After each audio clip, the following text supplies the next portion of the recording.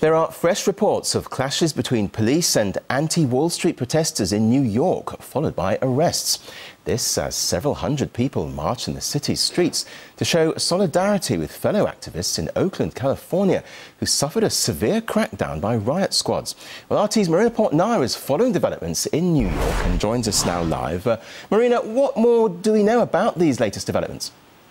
Well, the latest developments to come from the New York City Police Department is that at least 12 people, if not more, have been arrested thus far as this demonstration in New York City has been taking place for hours now. At least 500 activists of Occupy Wall Street have been walking or were walking through Lower Manhattan to show their solidarity with the protesters from Oakland, California. Now, that's where police had used tear gas to disperse a crowd just 24 hours ago. Many people, of course, injured there in a violent clash between police officers and activists. But here in New York City, we saw many Occupy protesters take to the street, walk from their grounds in Zuccotti Park all through Lower Manhattan, chanting, "Oakland is New York, New York is Oakland." Now, as this massive group was walking through Manhattan, there were helicopters flying overhead. We saw riot police come out, an endless stream of police officers and police cars following the group around. People were emerging from bars all along Manhattan to ask what was going on and then voicing their support for the Occupy movement. Some people were even seen getting out of yellow cabs and walking along with demonstrators. But of course, as with every Occupy protest, there were clashes between police officers and activists. There were some scenes of police officers arresting some activists and at some point taking them down to the ground. Some of the activists were walking with orange netting. It was unclear if they if that orange netting was obtained by the New York City Police Department from the officers or if they brought that netting on their own. And of course, we know that this is netting that the NYPD has used to catch and arrest the Occupy Wall Street activists in previous weeks. Now, this is 6 weeks into a movement that has grown larger and louder, not just in New York City, but across the entire country. From what we're being told, the demonstrations are winding down right now in Zuccotti Park, but there is still a police presence there. The police presence is diminishing from what we understand, but this is just the latest developments and demonstrations that we're seeing in this ongoing movement.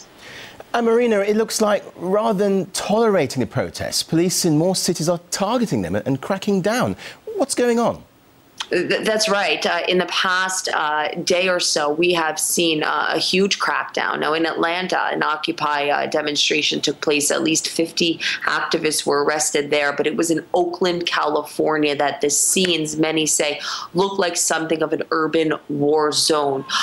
The Occupy activists that took to the streets in Oakland, California, there were at least 350 of them, got into clashes with the police. Now, the police fired tear gas and rubber bullets at the crowd, trying to remove the activists from a campground that they established 2 weeks ago in front of City Hall in Oakland, California. Now, we saw over 500 riot police violently try to evict the activists. At least 97 protesters were arrested, but we do know that there was one man shot in the face by a rubber bullet, and there was an Iraqi war veteran by the name of Scott Olson. He's a former Marine, two-time Iraq war veteran. He is now in critical condition from what's being reported. He was shot in the head by a police projectile, and right now he's in the hospital in critical condition. He was one of the many Iraq war veterans that were peacefully participating in the Occupy Oakland march. There were many other people to suffer injuries while these clashes took place between police officers and the protesters.